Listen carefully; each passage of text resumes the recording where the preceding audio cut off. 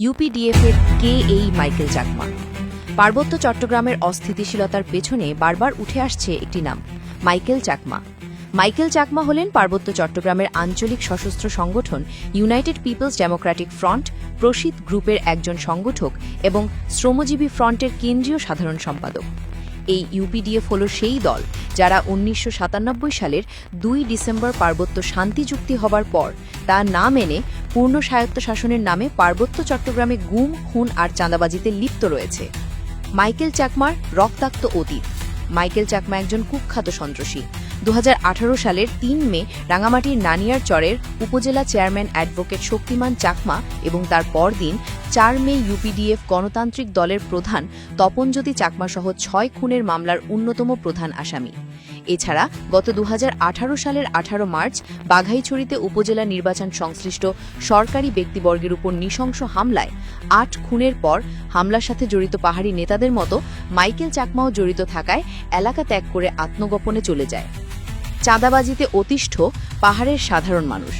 সাম্প্রতিক সময় রাজনৈতিক পট পরিবর্তনের সুযোগকে কাজে লাগিয়ে মাইকেল চাকমা চাঁদাবাজি, অপহরণ, খুন, গুম, অপতৎপরতা ও গণবিরোধী কার্যকলাপে লিপ্ত হয়েছে। সম্প্রতি রাঙামাটি ও খাগড়াছড়ির রবি ও এয়ারটেল কোম্পানি থেকে ৬ কোটি টাকা চাঁদা দাবি করেছে ইউপিডিএফ। ২০ এপ্রিল খাগড়াছড়ি থেকে রবি কোম্পানির ২ টেকনিশিয়ানকে অপহরণ করা হয়, যাদের এখনও উদ্ধার করা সম্ভব হয়নি। স্থানীয়ভাবে মোবাইল নেটওয়ার্কে মারাত্মক বিপর্যয়ের সৃষ্টি হওয়ায় ভোগান্তিতে পড়েছে লাখো সাধারণ মানুষ। বিদেশি গোয়েন্দা সংস্থার ছায়া। বিশ্বস্ত সূত্রের দাবি, ইউপিডিএফ নেতা মাইকেল চাকমা গুম ছিলেন না, তিনি ছিলেন রয়ের তত্ত্বাবধানে গোপন সেলে। বাংলাদেশকে অস্থিতিশীল রাখতে পরিকল্পনা হিসেবে পাহাড়কে ব্যবহার করবে। সেই পরিকল্পনা বাস্তবায়ন করবে ইউপিডিএফ। তাই সুকৌশলে ইউপিডিএফ এর মাইকেল চাকমাকে গুম করে রেখে শেষ পর্যায়ে তাকে বিপ্লবী বানানোর পরিকল্পনা করা হয়। সেই পরিকল্পনার মূল চালিকা শক্তি হিসেবে ব্যবহার করা হচ্ছে মাইকেল চাকমাকে। বিতর্কিত বৈঠক ও প্রশ্ন। সরকারের উপদেষ্টা পর্যায়ের কয়েকজন কর্মকর্তা সম্প্রতি মাইকেল চাকমার সাথে বৈঠক করেছেন। এতে ক্ষোভ প্রকাশ করেছেন স্থানীয় শান্তিকামী মানুষ।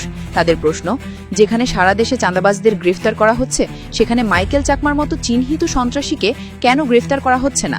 সব মিলিয়ে স্পষ্ট, মাইকেল চাকমা শুধু একজন সংগঠক নন, বরং পাহাড়ের সহিংসতা, চাঁদাবাজি আর বিদেশি প্রভাবের অন্যতম নিয়ামক। স্থানীয়রা বলছেন, ইউপিডিএফ ও মাইকেল চাকমাকে ছাড় দিলে পাহাড়ের সহিংসতা ও চাঁদাবাজি আরও বাড়বে। সন্ত্রাসবাদের বিরুদ্ধে কঠোর ব্যবস্থা ছাড়া শান্তি সম্ভব নয়।